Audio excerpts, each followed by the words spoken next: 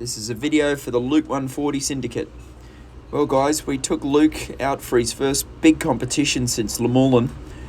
We took him down to the Great Meadow International where we contested the 4-star. This is the sort of first big run back since a big five-star run in Germany. And Luke was good. This was the dressage. He was in the dressage on Friday afternoon. We've been working a fair bit with Bettina Hoy virtually, and he did a pretty good test. It wasn't our best test, but it wasn't far off. There was a lot to like about it. With our training with Bettina, we've been trying to get him to trot a little bit bigger just in his normal working trot, which worked out well. And we got some good marks.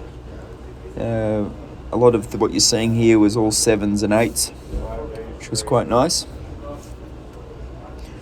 Unfortunately, he got a little bit nervous, which you'll see in the walk.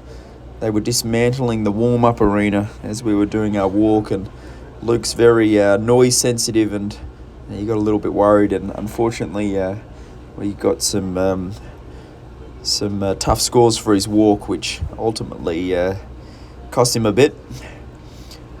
Unfortunately, Virginia hasn't seen much rain, and I was heartbroken when I arrived at the show on Thursday morning, and just to see brown burnt grass. And to be honest, Luke didn't really need to run the cross country, and I really thought long and hard about it, and it made no sense in risking injury or anything like that on bad footing, considering where sort of Luke is in his career.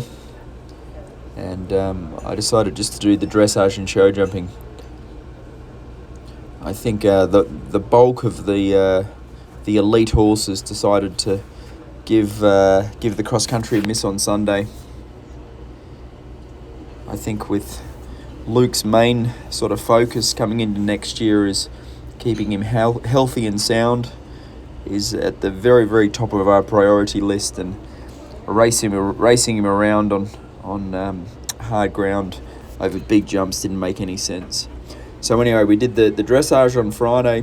He had a great round of show jumping on Saturday night, and then we shipped him home, and I actually galloped him on Sunday morning this morning up the synthetic gallops up here in Pennsylvania on perfect footing. So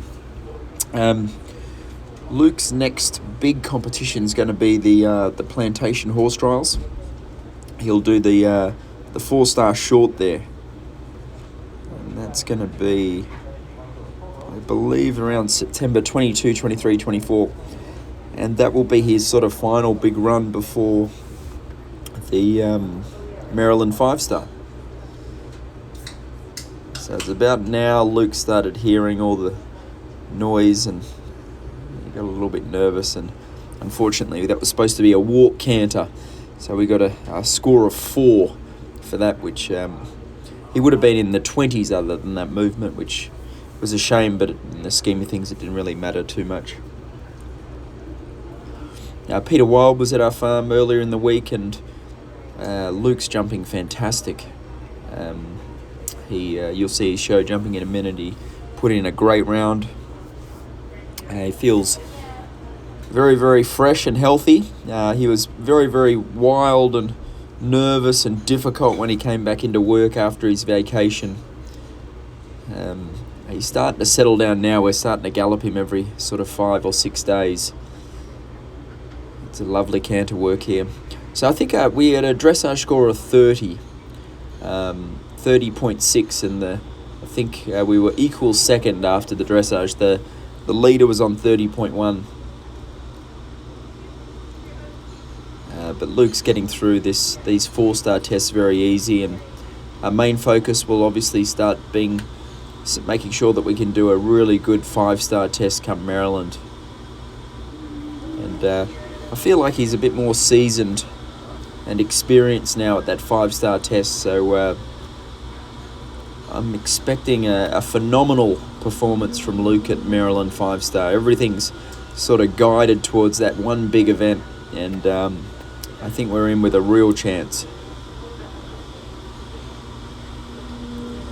The one good thing about Virginia being so hot is Luke wasn't quite as wild as he usually was, and he actually jumped really well.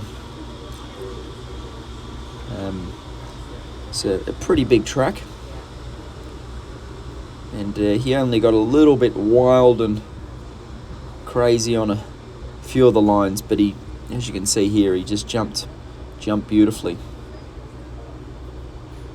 It's a bit of a rough couple of days for me. I was sick as a dog for the first couple of days, and luckily now I'm just about to jet off to England to do Burley on Thomas and Q, and I've just started feeling a bit better now. But yeah, on Thursday and Friday I was rough as guts, but